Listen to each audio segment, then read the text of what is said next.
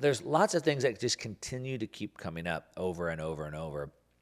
I saw this article this week, and it talked about how the United States Special Forces want to use deepfakes for psyops. So after the U.S. government has spent years warning us about deepfakes. If you don't know what deepfakes are, it's basically where they take your face and your voice, and they use like say, AI to make it look like it's a video of you saying something, but it's not really you. So they could get, President Biden or Joe Rogan or even me, and they could make a deepfake of it, and they could make it look like I was saying something that I wouldn't. And so while the U.S. government spent years warning us that it could, quote, destabilize democratic societies, now it comes out that the U.S. wants to actually use it. Of course they do. What government doesn't? Governments have always been engaged in propaganda since day one. I mean, in World War I, World War II, they dropped flyers out of airplanes. They were dropping flyers out of planes. That was the easiest way to get them to the people. And so at the time when they're warning us that this could happen, they're also trying to figure out how they can use it. Of course they are.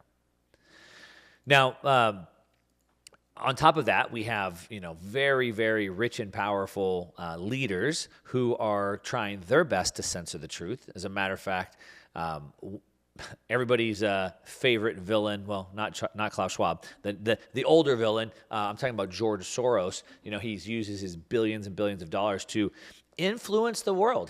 He's doing what I am encouraging you to do, which is build the world that you want. And I know that George Soros and Bill Gates are building the world they want with their billions of dollars. But are you building the world that you want? We'll come back to that in a little bit. But we saw that a State Department-backed group is severing its connections with a disinformation index group backed by the progressive megadonor George Soros, following reports about the group's efforts to muzzle conservative media outlets by blacklisting them. So George Soros and this group is putting all this information, they put together what's called a disinformation index, specifically to blacklist the opposing voice. The National Endowment for Democracy, a private foundation created by Congress, whose funding is part of the State Department budget, said it will no longer provide grants to the Global Disinformation Index. So a government organization was giving money to George Soros' group, the Global Disinformation Index, to silence the other side of the aisle. That's what's happening. So look, if your ideas are better, they'll win in the open and honest discussion of public, all right? So you don't have to coerce people to take action on things that are bad for them. I'm sorry, good for them.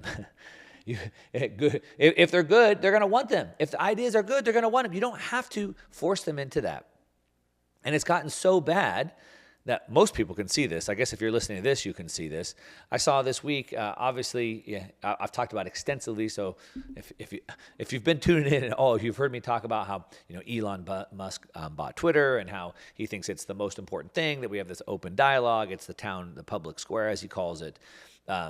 He's been very, it appears, it appears that he is really trying to bring transparency back. So he, had these Twitter files where he opened up the documents and showed reporters, how the government was coercing people in Twitter to censor people and stuff like that, which that's a really big deal. Now it looks like the government's coming after him. How dare he have transparency? See, when you have to hide something, that means you have something to hide. That's the disinformation. The truth doesn't need to be hidden. The truth should be public for everyone. Anyway, Elon Musk hints, this is great, that he should slap CNN with a special warning label over the network's pandemic coverage. He suggested on Monday that he could slap CNN with a warning label after a new report this week alleged that the company stopped reporters from looking into whether the pandemic originated in a Chinese lab in Wuhan. See, I can say that now. A year ago, I would have had all my channels deleted. I'd been deleted off of YouTube. I'd been deleted off of Twitter. I would have been deplatformed if I would have said that. But now, apparently, it's okay to say. Now, apparently, because the U.S. Energy Department, because all these government organizations have now come out and said that, the Department of Energy now came out and said it. The FBI is now coming out and say it. Supposedly, now, I guess we're allowed to say it now. But CNN actively blocked reporters from doing their job into looking into that. The Wall Street Journal reported last week that the Department of Energy now assesses that the pandemic originated from a lab leak. An assessment that FBI Director Christopher Wray said that the Bureau agrees with. Musk responded to a Twitter user who asked Musk, when are you going to label CNN as a state-affiliated media? And he said, good point. If an organization portrays itself as balanced but is not, it should be labeled to inform the public.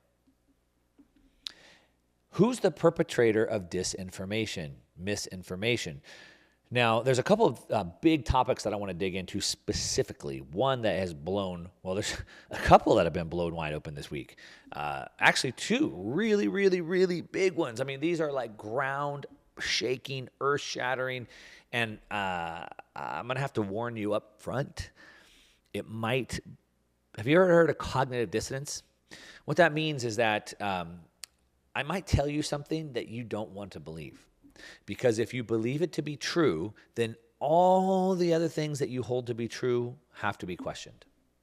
And so a lot of times people want to continue believing a lie because they don't want to accept that, because they know if I believe that lie, then everything I know is false. And we got a couple big ones here. The first one is this whole January 6th thing. Holy moly, this blew wide open. And how did it blow wide open? Well, it blew wide open with transparency. You see, it turns out when you stop lying and censoring and hiding and the truth comes out, turns out it blows things wide open. Now, we can just say right now, there's an FBI whistleblower that came out this week claiming that the FBI agency forced him to juice up the domestic terrorism numbers. According to the FBI, extremists, white supremacists are the greatest threat to this country right now, apparently. The greatest threat. Not the nuclear war that could potentially happen in Ukraine, not the 5 million illegal immigrants that have come across the border, not Antifa that burned down cities through 2020, not the groups that are firebombing and spray painting and graffiti all the Planned Parenthood, pro-life businesses, not those. Apparently, it's domestic terrorism from white extremists. But according to a whistleblower, the FBI is basically forcing them to juice those numbers up in order to get the narrative that they want. Of course they are.